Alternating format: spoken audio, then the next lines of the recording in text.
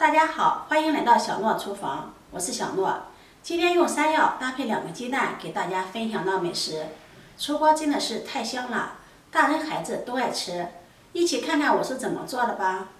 首先准备1只山药，2个鸡蛋，鸡蛋先放在一旁备用。我们先来处理山药，用削皮刀削去外皮。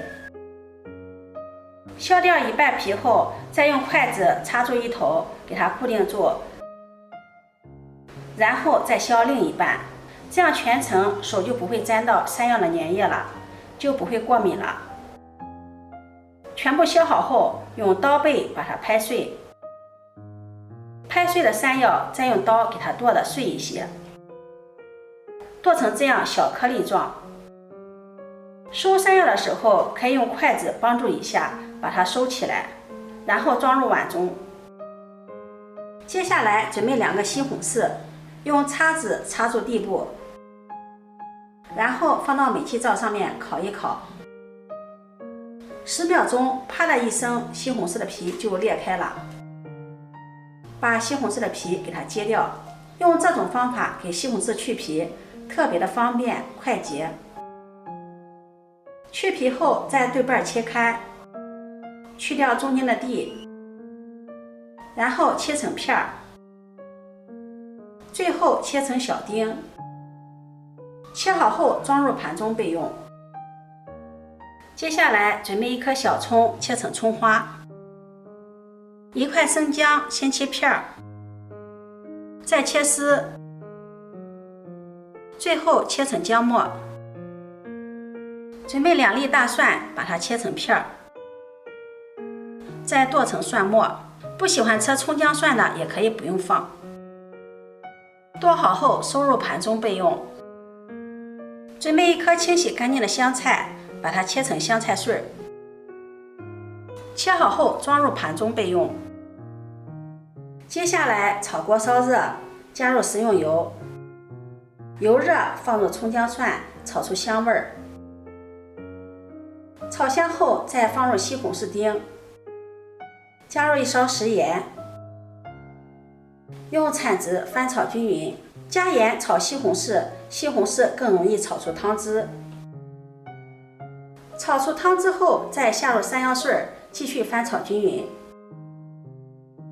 炒匀后再根据家人的数量加入适量的清水，用铲子搅拌均匀，大火烧开。接下来碗中加入1勺面粉，再分次少量的加入清水，边加边搅拌，搅拌成小面絮状就可以了，像视频中这样。再准备1个碗，打入2个鸡蛋，用筷子充分的搅散，搅散后放在一旁备用。这个时候山药也开锅了，开锅后转小火再煮2分钟，把山药煮熟。煮熟后转大火再下入小面絮，边加边搅拌。搅拌均匀后，下面开始调味儿，加入1勺生抽、蚝油、鸡精，用铲子搅拌均匀。搅匀后再煮2分钟，把小面絮煮熟，然后再淋入鸡蛋液。蛋花形成后，再用勺子轻轻地给它推动均匀。朋友们，视频看到这里啦，如果觉得我分享的视频对你有所帮助的话，请用你发财的小手给我点个赞吧。